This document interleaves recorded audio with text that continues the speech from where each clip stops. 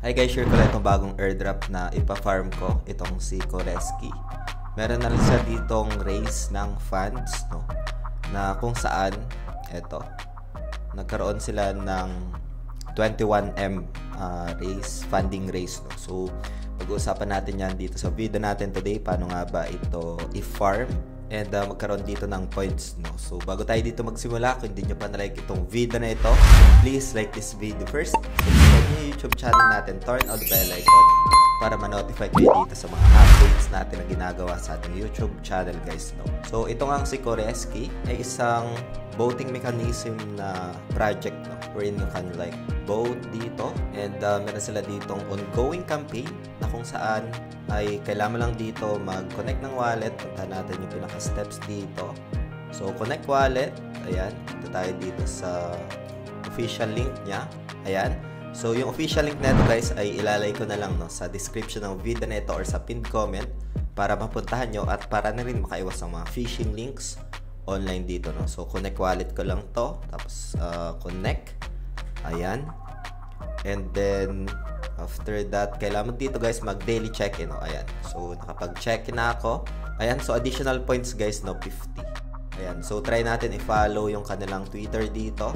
Ayan. So, dito, guys, pag ganito, palitan nyo lang dito yung pinaka-URL, no. Kasi hindi ka makakapasok sa Twitter kahit naka-login ka.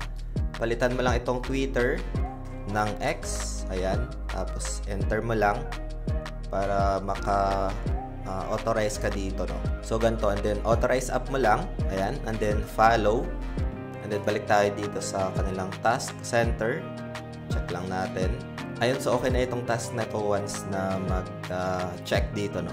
And, additional 50 tayo dito. Next one is yung kanilang Discord.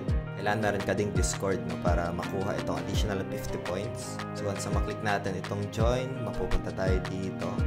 Kailangan lang i-authorize and then accept invite, continue to Discord, and dito, guys, kailangan i-complete, no. Meron dito sa pinakababa na complete ito. Ayan. So, ito. So, complete ko lang ito and then may lalabas dito na confirmation. So, like for example, yung pinaka-rule sa kanilang Discord and then submit mo lang ito. Pagkatapos niyan, check mo lang ito. Select mo lang para makakuha ka ng Neo Sky Roll, no? Ito.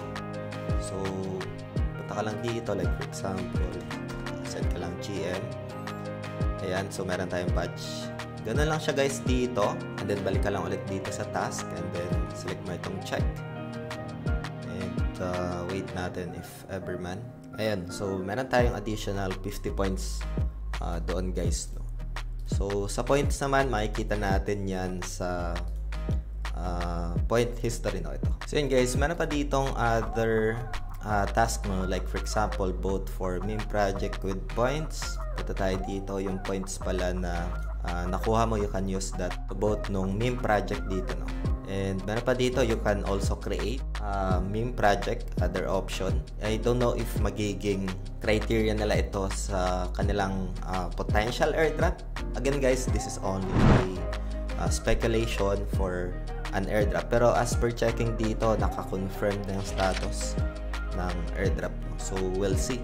And dito, guys, no? So, you can just create and you can also like vote gamit yung points mo dito, guys, no? So, like for example, punta ka lang dito sa vote meme project and say for example, this one, meron tayong 120 points. Like, lagay lang tayo 5, vote. Ayan. And then, you can also create a meme project dito, guys, no? So, yun. Hope you get some updates dito sa bagong project na pina-farm ko for a potential airdrop dito. Itong si Koreski, meron na sila ditong funding din na na-raise. We're in around 21M, no? Kasama dyan yung iba't ibang venture capital. So, yun. Ano sa tingin nyo dito, guys? Let me know lang sa comment section ng video na ito, yung mga official link. If you're interested, you can just explore lang. Lalagay ko sa description ng video na ito. Maraming salamat ulit sa panunood. Ingat yung lahat. Peace out. Bye for now.